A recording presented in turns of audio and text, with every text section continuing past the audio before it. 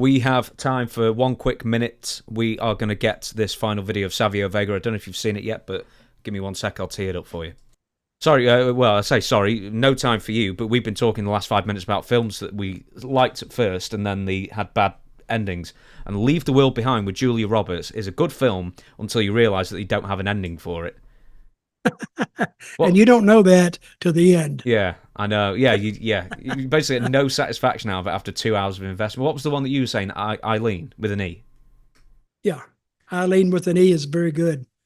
It's kind of aimless at the end, but the movie was very, very good.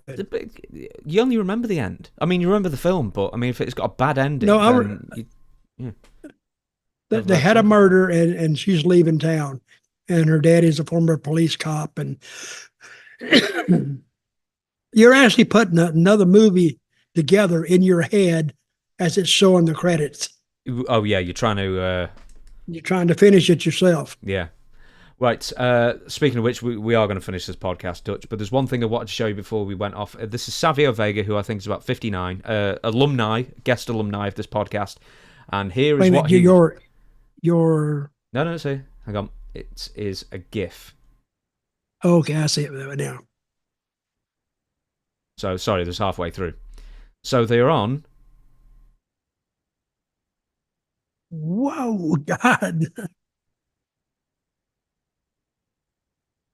Sort of, as best I can tell, some sort of giant hamster wheel. Or, do you remember like that old show, Gladiators, where they got inside it and then crawled around? Man. Yeah. And the fire starts right down there. You see any fire? On his head.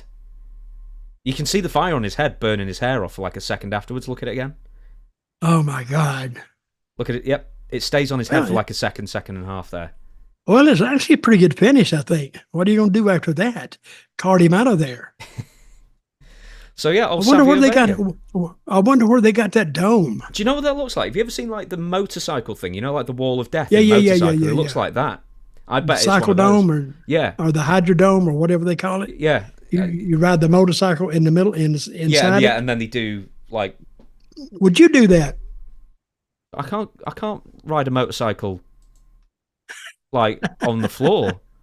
Did I tell you we were going to do that in Vietnam? Me and my friend like 5 years ago. We were going to rent motorcycles and we were going to go like the High Van Pass or something like that. And then before we rented the motorcycles, we were on the beach having a beer at 9 a.m. and we turned around to our left and there was barely anyone on the beach, but there was a big white guy there, like blonde hair and everything. He looked Swedish, and he had, I promise you, from what we could see of his thigh to down to his knee was all scab, all road rash. He had clearly done the same thing. He'd rented a cycle, taken a tumble, and done himself in really badly. And then in the airport on the way back, the guys behind us in check-in were talking about when they fell off their motorcycles as well.